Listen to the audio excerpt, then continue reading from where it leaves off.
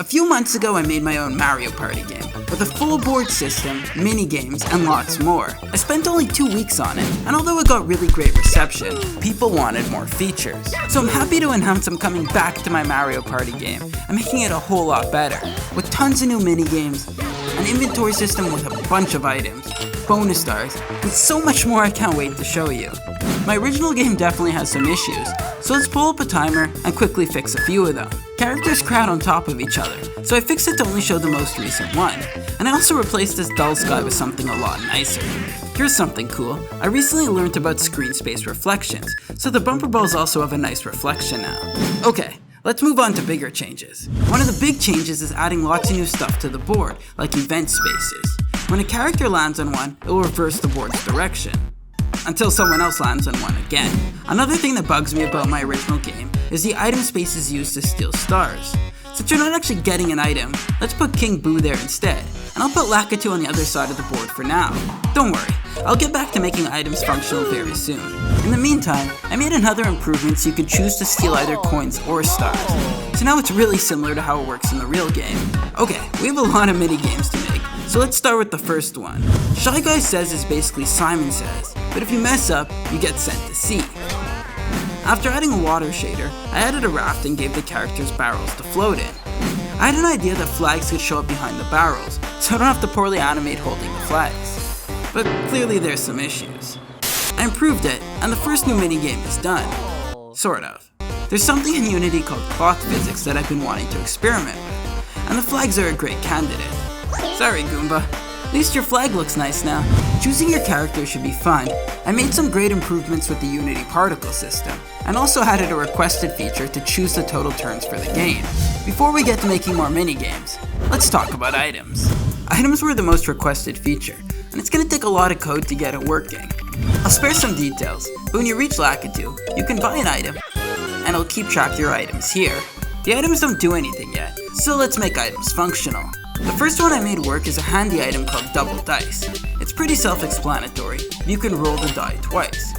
This actually made me realize that since now you can get higher rolls, it's easy to forget how many spaces are left, so I added this counter. Another really great item is the Warp Block. It took a little code to get it working, but when used, it'll make 2 players swap positions. And by far my favorite item is the Golden Pipe. It's similar to a Warp Block, but puts you right in front of the star. And since it's really powerful, it's only available on the later turns. I really had to use a lot of logic to determine when the computer chooses to use an item, but I'll get back to explaining that really soon. For now, let's start my favorite minigame, Air Hockey. It's really simple. Your team just needs to score 3 goals first, and I already know there's going to be issues making it because of the shell's bouncy physics. I wasn't exactly sure how to get the shell moving, until I realized I could just set the shell's physics material to be super bouncy, and now it works really great. Well, sort of. Oh, no! I added code to keep track of the goals, and programmed the computer players to move towards the shell. After a lot of testing, it's working really well now, and I think it might be my favorite minigame so far.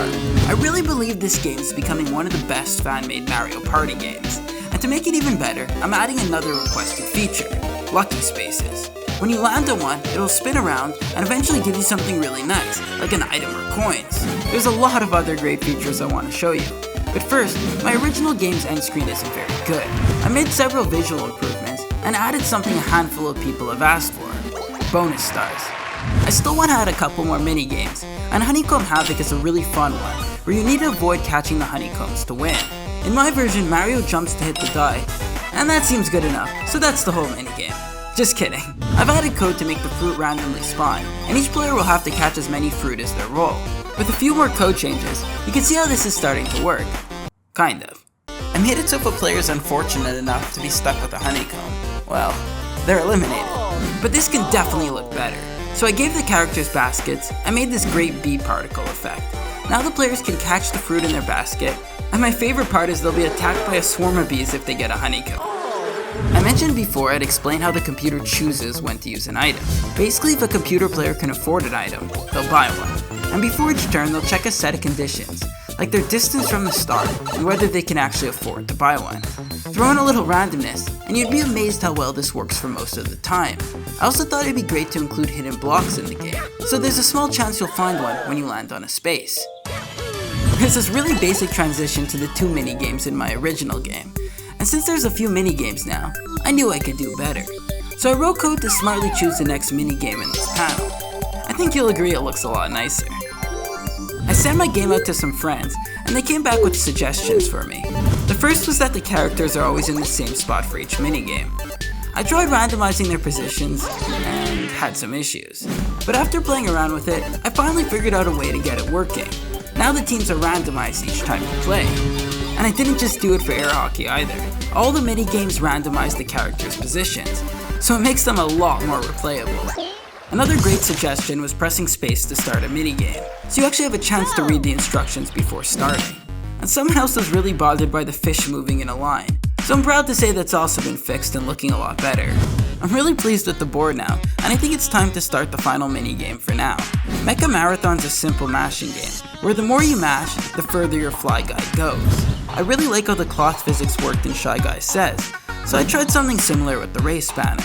I added some text to let you know which keys to mash, and now I have the beginnings of a minigame. For this to work properly, there should be a mash timer, and then the Fly Guys, well, fly at 0. So I did just that, and once the timer is done, the Fly Guys take off. But I need to make the cameras follow though. I made a camera fix, and there's also checkpoint markers now, so you could brag to your friends how far your Fly Guy flies. It's looking really great, and it probably goes without saying that the furthest Fly Guy wins.